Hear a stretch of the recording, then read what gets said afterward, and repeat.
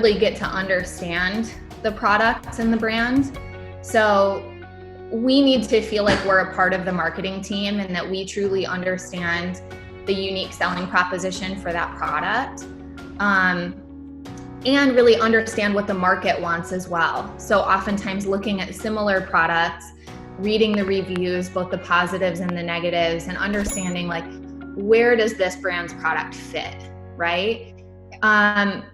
Then from a sequencing perspective, it's more important to optimize for conversions typically than it is to optimize your listing for the brand story. Now, that's not always true. So we have a client that is like, look, we just want our Amazon listings to look good and to be representative of our brand. We're not super concerned about sales. So in that case, the branding is the key component. Yeah. But I would say that that's the exception. So for most brands that we work with, getting sales right is the most important. And then building that brand presence and that customer loyalty is sort of secondary, but something that we want to do. So from a sequencing perspective, you want to get conversion rate right. At the end of the day, Amazon is always a series of experiments. So we use the best practices on the channel, and we use, very solid and studied and proven sales psychology and marketing principles. But then you're also putting it out to the market and testing it, right? So as a general rule, we like to use the images themselves, the hero image and the secondary image, to be more product focused and focusing on the benefits and the unique selling proposition of that product.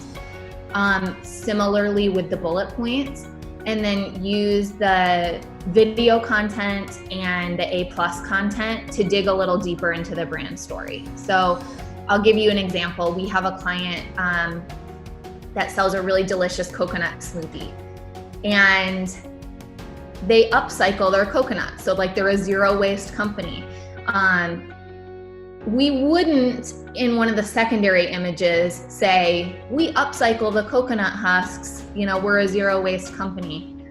Because when you think about the psychology of the shopper, they're really what they care about is it delicious?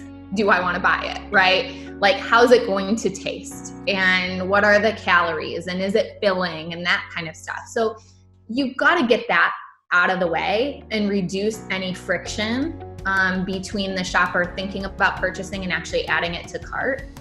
However, the A+ content gives you so much space to then talk about like, hey, this is who we are. This is the company's mission. We care about the environment. We upcycle the coconuts. So it's not necessarily something that would, how do I want to say it? If a shopper didn't know that, it wouldn't necessarily prevent them from purchasing. But by giving them the opportunity to learn more, then you're starting to build brand loyalty, which transcends that singular purchase.